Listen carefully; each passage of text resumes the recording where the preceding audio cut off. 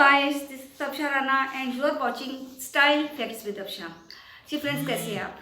मैं उम्मीद करती हूँ कि आप बिल्कुल ठीक ठाक होंगे और हमेशा की तरह बिल्कुल खुश होंगे। लेकिन आज मैं जो आपके साथ वीडियो बना रही हूँ, बेसिकली आप सब लोगों को पता है कि लास्ट वीक जो मरी में हुआ वो किसी से छुपी हुई बात नहीं है।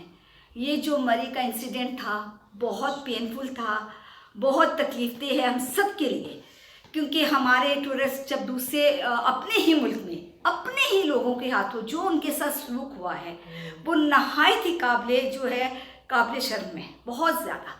तो मेरी फैमिली, अल्लाह का बहुत बहुत एहसान है उस मालिक का, उसने बहुत हद तक हमारे बहुत से लोगों को उसने सेफ रखा, उनको नई ज़िंदगी दी।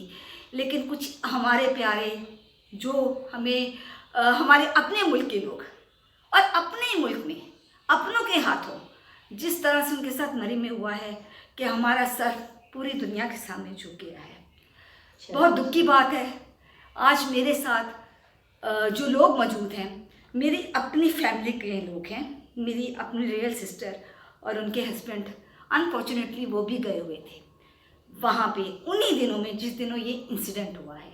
लेकिन अल्लाह का बहुत एहसान है कि जहाँ उसने और बहुत से लोगों को खैरियत से वापस पहुँचाया, तो उनको भी अल्लाह ताला ने बाहिफाजत वो वापस उनके घर में पहुँचा दिया है। लेकिन उनके साथ वहाँ पे क्या हुआ, उन्होंने किस तरह से सर्वाइव किया और किस तरह वो वापस आए, आज मैं ये वीडियो आपके साथ शेयर कर रही हूँ।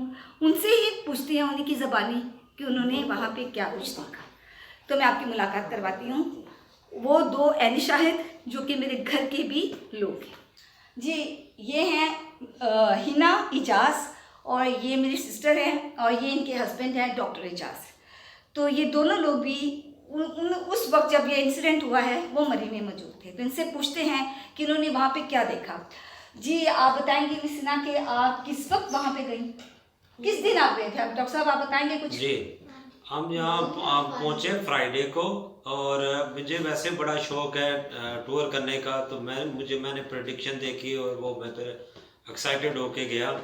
लेकिन टीवी पे उस वक्त इस तरह के कोई हालात नहीं आ रहे थे जिसकी वजह से हमने वो टूर का इरादा किया, यानी मीडिया कुछ नहीं बता रहा था। फिर हम मरी में इंटर हुए, तो अभी हम पीछे लोअर टोपा काफ़ी पीछे थे। तो नहीं, आप ये कह रहे हैं, सॉरी मैंने आपकी बात को काटा, आप ये कह रहे हैं कि आपको मौसम का नहीं पता था, प्रोडिक्शन जो फोरकास्ट किया था जी, उसका इल्म नहीं था आपको? प्रेडिक्शन थी स्नोफॉल की, लेकिन इस तरह का कोई मीडिया पे नहीं आ रहा था कि कितनी हैवी स्नोफॉल होनी है। अच्छा, इसका आपको इल्म नहीं है, मीडिया पे नहीं था? मीडिया पे कोई ऐसी बात नहीं थी। तो फिर हम जब इस्लामाबाद पहुंचे, बारिश हो रही थी इस्लामाबाद से, फिर हम आगे मरी की तरफ गए। अभी हम 15-16 किलोमीटर पीछे थे तो हैवी स्नोफॉल शुरू हो गई। तो हम एज़ पर रूटीन, क्योंकि हम जाते होते हैं बर्फ़बारी में, तो हम आगे बढ़ते गए। जब आगे काफ़ी आगे चले गए, आधे रास्ते पे यानी मरी और जहाँ पे लाइनें लगी हुई थी, कोई 16 किलोमीटर की गाड़ियों की लाइनें थी। अच्छा, यानी मरी से अभी आप 16 किलोमीटर पीछे थे। तो फिर हम कोई शाम को पहुंच गए थे, लेकिन रात को 12-1 बजे जब पहुंचे मरी के कहीं करीब यानी अभी भी काफ़ी दूर था, लेकिन वहाँ पे कोई 2-2, 3-3 फुट बर्फ पड़ गई। नहीं, तो आप मुझे एक बात बताएंगे, जब मैंने सुना कि वहाँ पे गाड़ियाँ 1 लाख से ज़्यादा आ गई थी, जबकि 25,000 तक की वहाँ पे थी गुंजाइश, तो इतनी ज़्यादा गाड़ियाँ वो मरी में वो आपको रोक नहीं रहे थे? जो टोल प्लाजा यहाँ पे नहीं बताया जा रहा था कि वहाँ पे तो बुकिंग सारी मतलब फुल है, किसी ने आपको वहाँ गाइड नहीं किया कि मत जाए आगे? नहीं, किसी जगह पे भी कोई कंट्रोल नहीं था, कोई भी नहीं बता रहा था, कोई इन्फॉर्मेशन नहीं दे रहे थे, ना कोई रोक रहे थे। जो लोग आ रहे थे वो हैप्पैज़र्डली आ रहे थे, कोई एक लाइन 3-3, 4-4 लाइनें बन गई थी एक साइड पे। तो इस तरीके से वो गाड़ियाँ जब आपस में इतनी फिर हैवी स्नोफॉल हुई तो गाड़ियाँ आपस में फंस गई, कोई रास्ता नहीं निकला कि कहीं हम बाहर निकल सके। काफ़ी परेशान हुए, इवन के हम ऐसे परेशान हुए कि रात के 1 बज गए। 1 बजे कोई खाने को कोई चीज़ नहीं थी। हम अपने पास थोड़ी बहुत चीज़ें लेकर गए थे, हमें अंदाज़ा नहीं था कि इतना हो जाएगा। यानी कि आप जब आप स्टक हुए हैं बर्फ में, जब आप स्टक हो गए हैं कि आप आगे नहीं, तो वो टाइम पीरियड आपने 16 किलोमीटर बताया पीछे, जी। वो कितना टाइम पीरियड आप उसी गाड़ी में रहे हैं, उसी जगह पे? वो कोई पाँच कितने हम घंटे थे? हम तो 5-6-7 घंटे, मैक्सिमम 6-7 घंटे ही रहे हैं। लेकिन हमारे साथ गुड लक ये हुई कि जब 1-2-3-3 फुट बर्फ पड़ी तो ऊपर से कुछ लोग आ रहे थे, ऊपर से रात मरी की तरफ से लोग गाड़ियां छोड़ के आ रहे थे, वहीं बर्फ में ही रोड पे छोड़ के आ रहे थे। वो फिर उनमें से कुछ मरी के मुकामी लोग थे कि टूरिस्ट थे? इनमें से 2-4 टूरिस्ट थे और बाकी मकामी लोग थे कि वो उन्होंने कहा जी हम देखें मकामी लोग हैं, अपनी गाड़ी छोड़ के आ रहे हैं, तो हाँ रोड के बीच में जान बचा के हम लोग अपना भागे हैं। उस वक्त हमने गाड़ी की परवाह नहीं की, हमने सिर्फ ये सोचा है कि अपनी जान बचाएं। ये लोगों ने आपको कहा है मकामी लोगों ने कि हम यहाँ से निकल रहे हैं, तो उन्होंने भी आपको गाइड किया कि आप यहाँ से चले जाएं? उन्होंने हमें कहा कि आपको अपनी जान अगर अजीज है तो आप वापस हो जाएं, लेकिन इस तरह था कि गाड़ियां आपस में स्टक थी, वो वहां से निकलने का कोई रास्ता नहीं था। हाँ जी, मैंने यही न्यूज़ पे भी चलता रहा है, आपको पता है बहुत सी वीडियोस भी आ रही हैं, उसमें ये बताया जा रहा है कि गाड़ियां पीछे नहीं मूव कर सकती थी। तो आप किस तरह से निकलने में कामयाब हुए?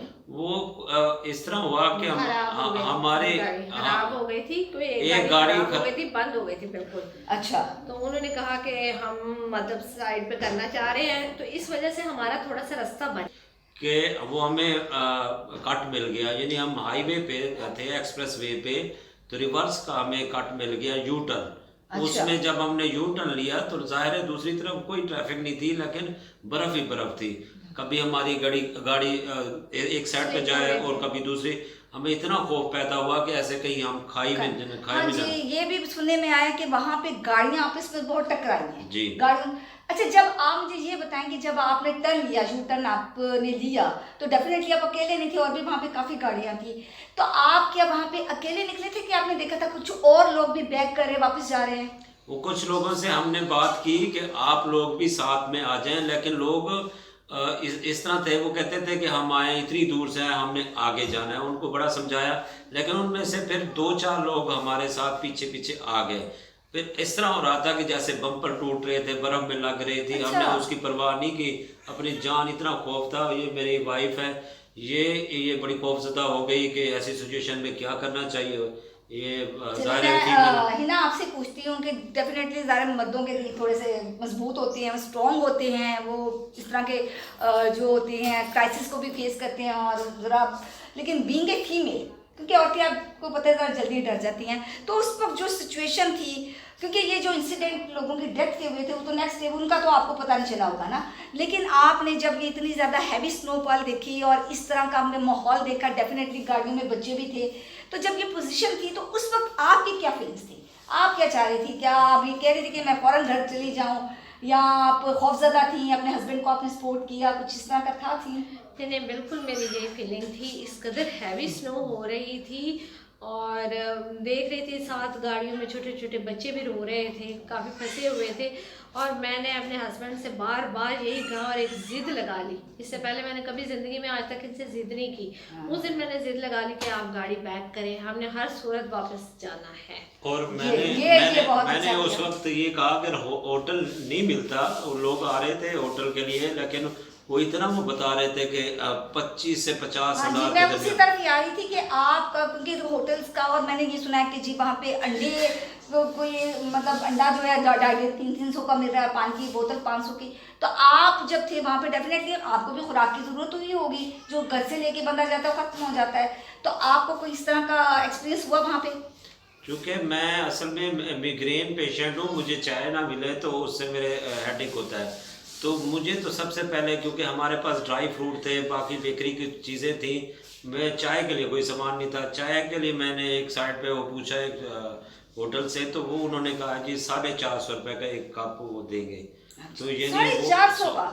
450 का वो नॉर्मली कप जो मिलता है। हालांकि अभी मतलब फ्राइडे की रात की आप बात करें, और आप उससे पहले अब इंसिडेंट अगले दिन हुआ है, उससे पहले आप निकल आए हैं जी। वो उसमें हमें ये अंदाजा नहीं था कि ये इंसिडेंट इतना हो जाएगा। लेकिन हैवी स्नो इस तरह की थी कि ऐसे लग रहा था कि सब कुछ बंद हो जाएगा, और वो बंद होता हुआ नजर भी आया, क्योंकि हमारी अपनी गाड़ी बड़ी मुश्किल से कभी किसी किनारे पे टकराती थी, कभी किसी किनारे पे टकराती थी साइड पे होके, तो हम वो निकले। लेकिन एक गुड लक ये हुई कि मेरा इरादा हुआ था कि मैं भी गाड़ी में रात गुजारूं और सुबह हम फिर मरी चले जाएंगे, रास्ते खुल हाँ जाएंगे। हाँ, वो तो ऐसा था कि वहाँ दाएं बाएं जितने लोगों ने टर्न ली थी ना, सबने गाड़ियाँ खड़ी कर ली थी और वो गाड़ियों में सो रहे थे, और मैं इन्हें दिखा रही थी कि ये सब लोग गाड़ियों में सो रहे हैं। और एक लम्हे के लिए, क्योंकि मुझे रात को नींद बहुत जल्दी आ जाती है, तो मेरा भी यही था कि इतना ट्रैवल करने से बेहतर है हम रात गाड़ी में गुजार लें।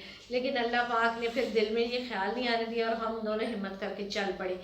ये देखें, ये अल्लाह ताला का कितना बड़ा एहसान है कि इतना ख़तरनाक, इतना जो इंसिडेंट आगे मज़ीद, क्योंकि उसी रात आपको पता है कि ये जो बर्फ़ का जो हुआ था स्टॉर्म, उसी रात को आया था। तो ये अल्लाह ताला का बहुत बड़ा एहसान है कि आपको, आपके दिल में ये ख्याल आ गया कि पहले ही आपने सोचा कि आप मूव कर ले। अगर आप मरी के और आगे चले जाते आपको मतलब, तो फिर तो आपके पास स्टक हो जाना था, क्योंकि वहाँ सुना है बर्फ़ 4-7 फुट तक पड़ी है। तो वो तो फिर आपके लिए मूव करना बहुत था। तो जब आप घर वापस आए हैं या रास्ते में आपका, तो आपकी गाड़ी सेफली आ गई थी या कि वो डैमेज हुई है? उसमें बम्पर वगैरह कुछ डैमेज हुए थे, क्योंकि हमने उसकी फिर परवाह नहीं की अपने। चलिए, ये तो अल्लाह ताला का बहुत एहसान है कि आप बहुत सेफली अपने घर वापस पहुंच गए हैं। तो आप बस मैं आपसे बस ये लास्ट सवाल करूंगी कि आप क्या कहते हैं इस पूरे इंसिडेंट को, और आपके जहन में क्या है, आप हमारे लोगों को क्या मैसेज देते हैं, क्या देना चाहेंगे, और इसके बारे में आप क्या कहते हैं? कोई हुकूमत से आपका या मरी के लोगों से कोई आपकी है जी कहना चाहेंगे? पहली तो बात यह है कि हुकूमत की तरफ से कुछ मैनेज हुआ, कुछ नहीं बहुत, क्योंकि कोई वहाँ पे कंट्रोल नहीं था कि आने के रास्ते पे, जाने के रास्ते पे, इवन के क्रेनें मौजूद थी, वो एक साइड पे खड़ी हुई थी। लेकिन दूसरी तरफ मकामी लोग हैं, मकामी लोगों में बेइंतहा की बेहिस्सी नज़र आई। वो इस तरह का किसी को कोई गाइड नहीं कर रहे थे, साथ साथ घर भी थे और साथ साथ मुख्तलिफ गवर्नमेंट की भी कोई इंस्टीट्यूशन, वो इस तरह के इदारे थे जिसमें अगर लोगों को गाइड करते तो वहाँ वो पनाह ले सकते थे। तो किसी ने, यानी उनको अपनी बेसी इतनी थी कि लाइव मैंने पहले जिक्र किया 450 रुपए की वो चाय दे रहे थे, तो गाइड क्या करेंगे? 30 रुपए का अंडा, हाँ, और 30 रुपए का अंडा 300 रुपए का था वो। सब आपका बहुत बहुत शुक्रिया कि आपने हमने टाइम दिया और अपना एक्सपीरियंस बताया।